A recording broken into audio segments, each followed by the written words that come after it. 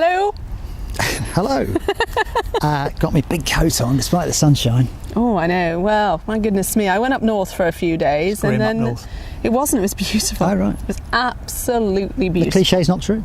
It was gorgeous in Northumberland. The weather was lovely. I had such a great time. Did a bit of telly, came back, brought some colder air with me, it seems. Woke up this morning to do some scraping on the windscreen before we came out to meet, and it was -3 in the south of the UK. But the thing is, what a shock! She didn't have any ice on the windscreen, she just thought she'd do some scraping.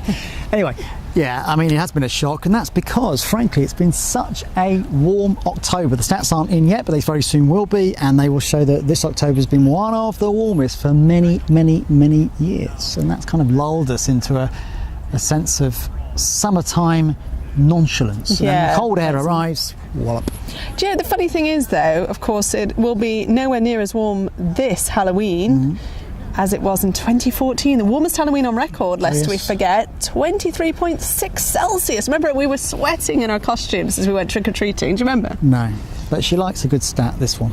It was remarkably warm in 2014.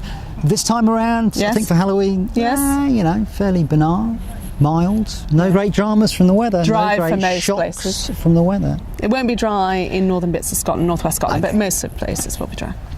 Rest of the week, though, up and down, up and down. It's going to be more typically November. So, yeah, a milder spell for the next few days, and then it turns colder. The jet stream taking a dip towards the end of the week. It's going to mean a couple of things. I think if you're heading out for bonfire parties this weekend... Friday, Saturday and Sunday I've got something on. I've got nothing in the diary at all.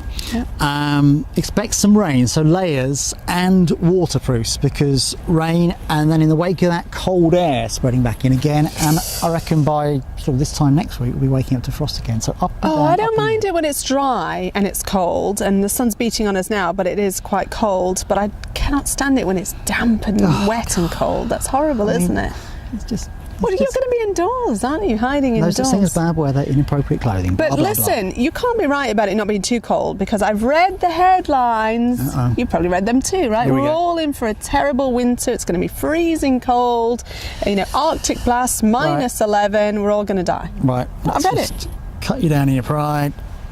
Computer models are all over the place. There are no clear indications of what sort of winter we're going to have. Some models say very mild, wet and windy. Other models say much colder. The jury's out, and nobody in the whole wide world can reliably tell you what sort of winter we're going to have. So don't believe the headlines. No. In the meantime, what are you dressing as tomorrow? Haven't been invited to anything. Well, no. You can come out. No, stay where you are. Frighten the children when they come to the door.